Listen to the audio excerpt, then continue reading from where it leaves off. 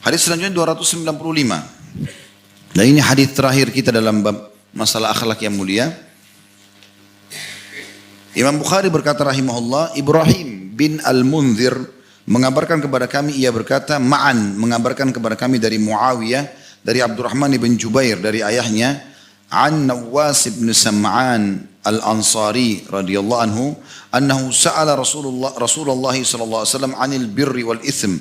Qala al-birru husnul khuluq wal itsmu ma hakka fi nafsika wa karihta an yattali'a 'alaihi an-nas.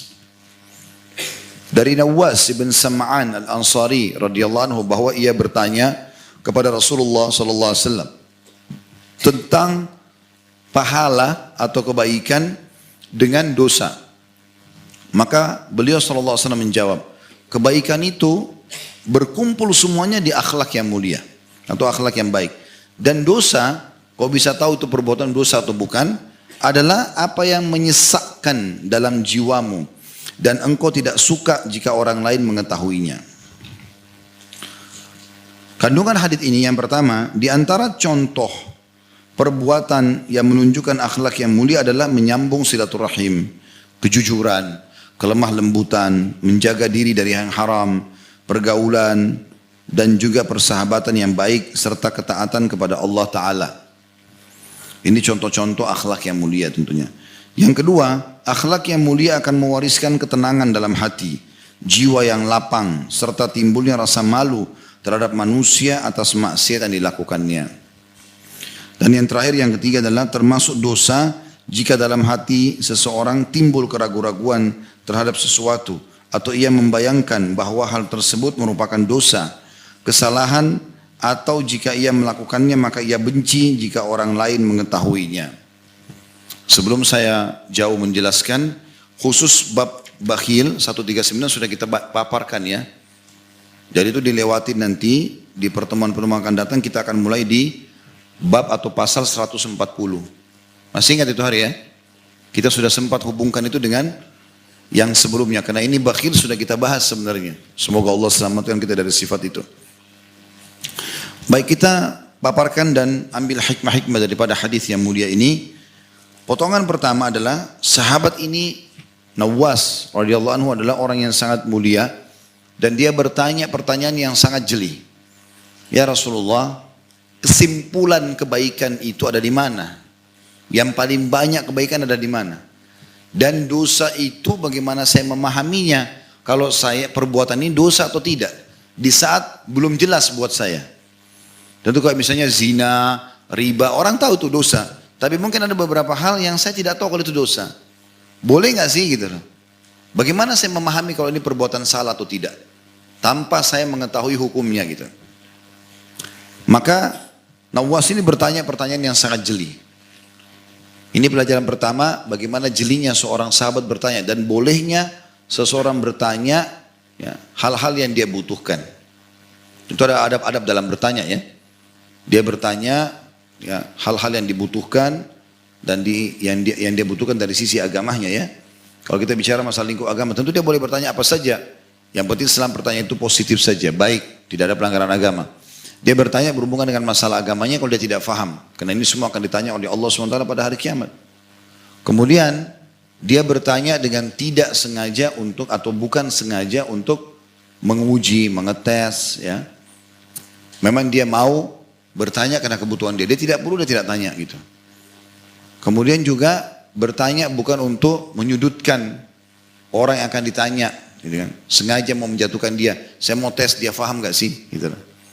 Ini juga tidak boleh tentunya ya. Ini adab-adab dalam bertanya.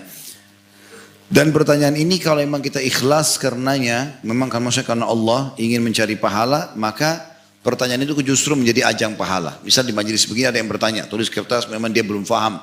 Dia nanya nih, dia ikhlas karena ingin faham buat dirinya sebenarnya.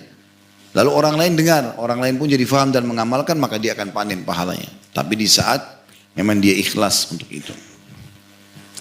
Pelajaran yang kedua adalah jawaban Nabi SAW.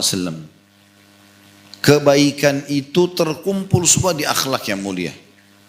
Artinya kapan kau coba mengerjakan rangkaian-rangkaian akhlak yang mulia, jujur, amanah, tanggung jawab, bakti sama orang tua, dermawan, semua itu maka berkumpul padamu semua kebaikan.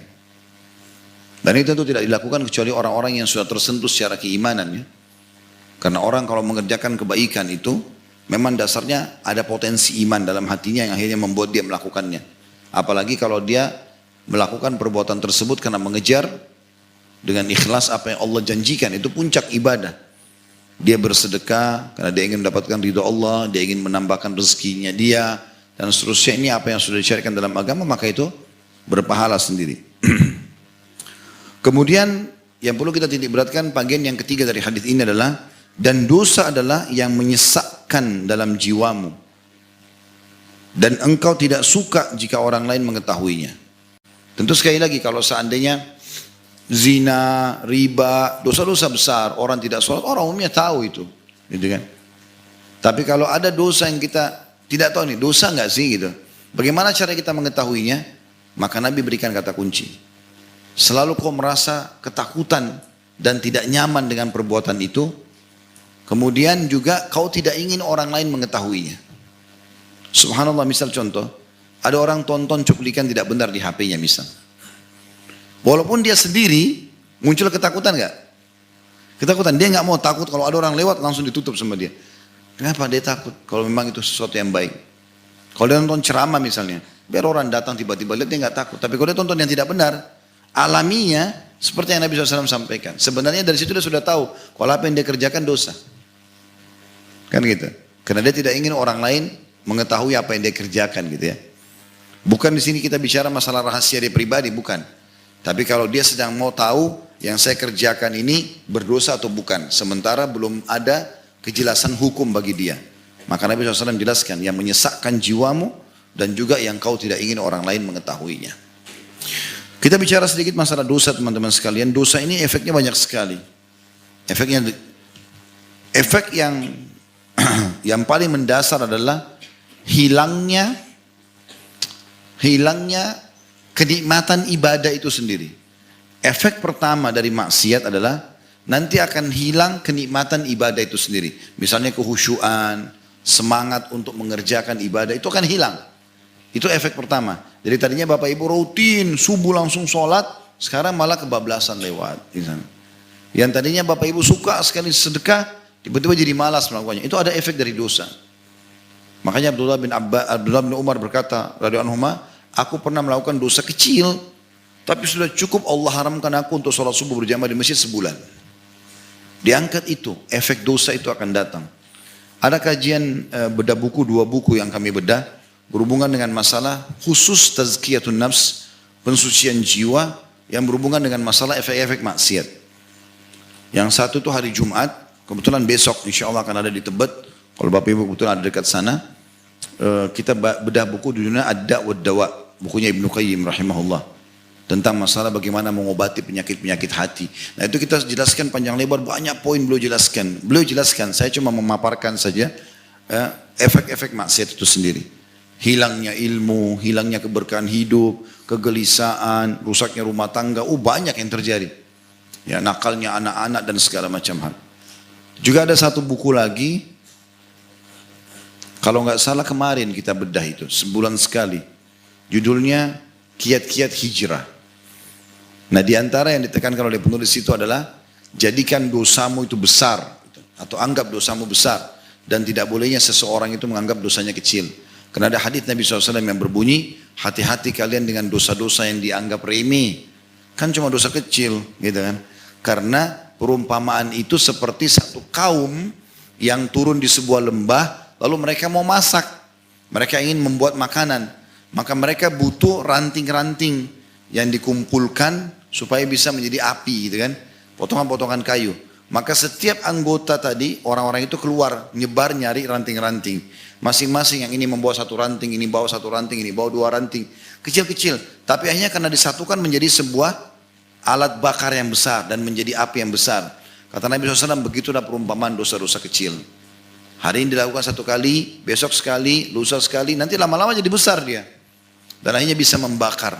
Seperti itu gambarannya. Jadi kita memang dari awal harus menutup pintu-pintu itu. Maksiat itu tentu semaksimal mungkin ya. Manusia tidak bisa luput dari kesalahan. Tapi kita coba maksimal mungkin dan Allah berikan taufiknya. Yang penting Bapak Ibu mau dulu. lakukan, tinggalkan itu. Haram, agama haram, sudah saya nggak mau tahu. Mau orang goda enggak, saya nggak mau lakukan. Sudah ini haram, nggak boleh. Kita komitmen dengan itu. Gitu kan, godaannya memang besar, tapi kita berusaha untuk meninggalkannya. Kalau kita tinggalkan itu, maka secara otomatis nanti iman kita akan naik. Nah, iman kalau naiknya lebih khusyuk dalam sholat, lebih enak dan segala macam. Jadi ada efek-efeknya itu ya. Belum lagi hilangnya keberkahan hidup, ya. Belum lagi kegelisahan. Jadi orang subhanallah yang mabuk-mabukan semalaman di diskotik, bangun pagi, walaupun tidurnya lama, walaupun dia semalam merasa gembira, nyanyi-nyanyi segala macam, bangun pagi sumpek, walaupun orang kafir. Yang mereka dasarnya menganggap itu halal dalam agama mereka. Nggak ada orang ngindap dengan kemaksiatan lalu hidupnya tenang, besoknya nggak ada. Bahkan sebaliknya kata Nabi SAW, kalau manusia tidur diikat oleh 3 ikatan oleh syaitan. Kalau dia bangun, dia berzikir kepada Allah, baca zikir bangun tidur, dilepas 1 ikatan. Kalau dia wudu, terlepas ikatan kedua. Kalau dia sholat, terlepas ikatan ketiga. Dan kau akan temui orang itu paling bahagia pada hari itu. Kata kunci kebahagiaan di situ. Kita biar tidur cuma 2 jam, 3 jam teman-teman. Berapa kali saya praktekin itu subhanallah. Cuma 2-3 jam tidur kadang-kadang malam. Karena adanya aktivitas yang harus saya selesaikan misalnya. Nggak bisa. Pagi habis subuh sudah harus ke masjid dan habis itu ada persiapan pengajian lagi. Tapi karena ke masjid sholat, pulang segar subhanallah. Dibandingkan dengan orang walaupun tidur dari habis isya langsung, tapi dia kebablasan subuhnya, kemudian dia bangun, kita akan temukan hari itu ada saja masalah yang dihadapi. Gitu kan? Ada saja masalah yang dihadapi. Jadi memang tidak mungkin salah apa yang telah Allah subhanahu wa ta'ala janjikan.